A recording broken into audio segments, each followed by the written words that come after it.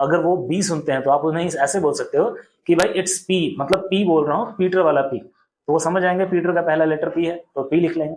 अब मान लो वो बी को पी समझ रहे हैं तो बोलना नहीं भाई ब्रेवो वाला बी बोल रहा हूँ, तो ब्रेवो में समझ आएंगे बी है ना। तो अब एन और एम को भी लेकर है, अगर मान लो कि वो एन को एम सुन रहे तो आप बोल सकते हो कि नवंबर वाला एन या फिर नैन्सी वाला एन। अब अगर एम में कंफ्यूज है तो मेरी वाला एन या फिर मदर वाला एन।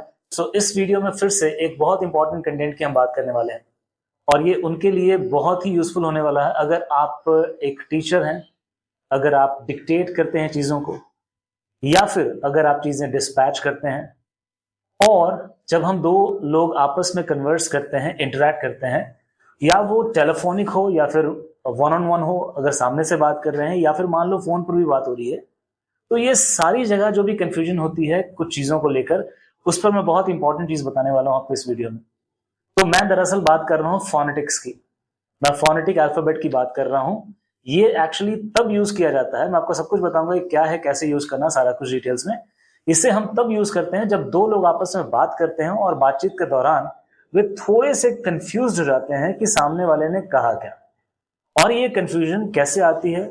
जब लेटर्स को हम नहीं समझ पाते हैं। जैसे कई बार अगर आप कुछ लिखवा रहे हो तो किसी को अगर आप टी बोलते हो तो वो सामने से पी सुनता है, अगर हम एन बोलते हैं तो वो एम सुनते हैं, अगर हम वी बोलते हैं तो वो बी सुनते हैं। तो इस तरह की कंफ्यूजन्स हर जगह होती हैं, बातचीत के दौरान भी होती है, और टीचर्स जब डिक्टेट करते हैं अपने स्टूडेंट्स को, कुछ लिखवाते हैं, वहां भी होती है, और जब हम फोन पर किसी से बात करते हैं वहां भी होती है, और जब हम एड्रेस ढूंढते हैं और किसी ने कुछ एड्रेस बताया होता है और लेटर्स का फर्क होने से वहां भी कंफ्यूजन होती है। और सबसे इंपॉर्टेंट कहां किसके लिए इंपॉर्टेंट होता है? जब बड़ी बड़ी कंपनीज आपको डिस्पैच करती हैं, यानी कि प्रोडक्ट्स आपके एड्रेस पर वो डिलीवर करते हैं, तो वहां भी मिसमैच ना हो, प्रोडक्ट जो है वो सही इंसान के पास पहुंचे, इसके लिए इस फोनेटिक अल्फाबेट का यूज करना बहुत इंपॉर्टेंट होता है। इसे नेवी कॉल लिस्ट भी कहा जाता है। अब मैं बताना चाहता हूं कि डोमेस्टिक कंसर्न्स में हम देखते हैं कि लोग इन फोनेटिक्स का गलत इस्तेमाल कर लेते हैं। पहली बात तो वो फॉर बोलते हैं और वो कुछ भी यूज कर लेते हैं, जैसे एम फॉर मुरादाबाद बोल दिया उन्होंने, या फिर एन फॉर नैनीताल बोल दिया, मतलब कुछ भी। तो ये गलत होता है। मैं अभी आपको जो फोनेटिक्स देने वाला हूं इसमें, ये इंटरनेशनल लेवल की फोनेटिक है और इसमें आप अपने तरफ से कोई बदलाव नहीं ला सकते, क्योंकि यही फोनेटिक नेवी कॉल लिस्ट यानी कि नेवी में भी होती है, और जो जो चीजें मैंने अभी आपको बताई वहां भी इसका इस्तेमाल किया जाता है। तो अब बिना वक्त गवाए सीधा फोनेटिक्स पर आते हैं। अब आपको ए से लेकर के जी तक जो लेटर्स होते हैं, ए टू जी, ये सारे 26 लेटर्स हैं, लेकिन इन सारे लेटर्स को एक साथ अल्फाबेट कहा जाता है, तो इसीलिए इसे फोनेटिक अल्फाबेट कहते हैं। तो अब मैं आपको एक एक करके बताऊंगा और थोड़ा सा स्लो जाऊंगा, ताकि आप अगर नोट कर रहे हैं तो आप उसे आसानी से नोट कर पाए। तो सबसे पहले तो फॉर नहीं बोलना, हमें बोलना है एज इन। तो आपने बहुत कॉमन सुना होगा A as in alpha, B as in bravo, तो वो सारी चीजें मैं भी आपको बताने वाला हूँ। दरअसल अल्फाबेट यानी कि लेटर्स मेरे हाथ में, कभी कभी क्या होता है कि सारे लेटर्स आप याद नहीं रख पाते हैं, तो गड़बड़ ना हो इसलिए मैंने सारे लेटर्स लिख लिए हैं ताकि आपको सही सही में बता पाऊँ।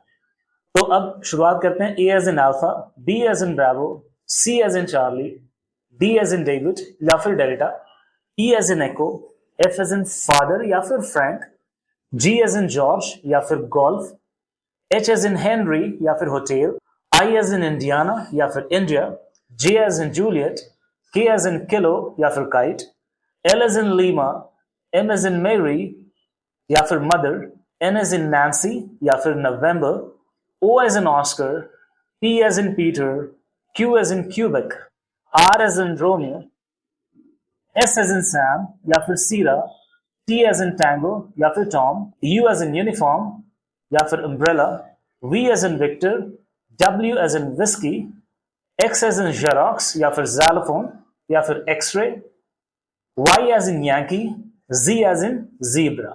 तो अब क्या है कि अगर सपोज आपका नाम ताज है, अगला राज सुन रहा, तो इसे ताज कैसे करोगे? फोनेटिकली उसे स्पेल कर सकते हो, क्योंकि कई बार आपसे पूछा जा सकता है कि can you please spell that for me.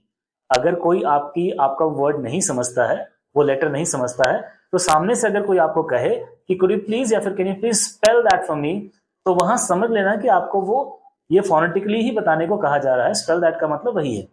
तो अब ताज क्या हो गया? तो बोल सकते हो कि क्या हो गया ताज? टैंगो अल्फा जूलियट, यानी कि टी एज इन टैंगो या फिर Tom, A as in alpha, J as in Juliet, तो ताज हो गया। तो इसी तरह कभी भी जब एड्रेस हम देते हैं किसी को डिस्पैचेस के वगैरह, या फिर बातचीत के दौरान भी, या फिर डिक्टेशन के दौरान भी, जब स्टूडेंट्स को कंफ्यूजन हो तो आप उन्हें इस तरह से बता सकते हैं। सपोज आप एक टीचर हैं, आप किसी को लिखा रहे हैं कुछ, अगर आपने कहीं पी बोला है ना, तो इसी तरह की कंफ्यूजन्स को क्लियर करने के लिए ये वीडियो मैंने बनाया। अगर आपको लगता है कि ये इंपॉर्टेंट था, हेल्पफुल था, तो इसे आप आगे शेयर करें, ताकि जिन लोगों को इस चीज में दिलचस्पी है, इंटरेस्ट है जानने में, उन्हें ये चीजें पता चल पाए। और अब तक बने रहने के लिए बहुत बहुत शुक्रिया। Thank you very much.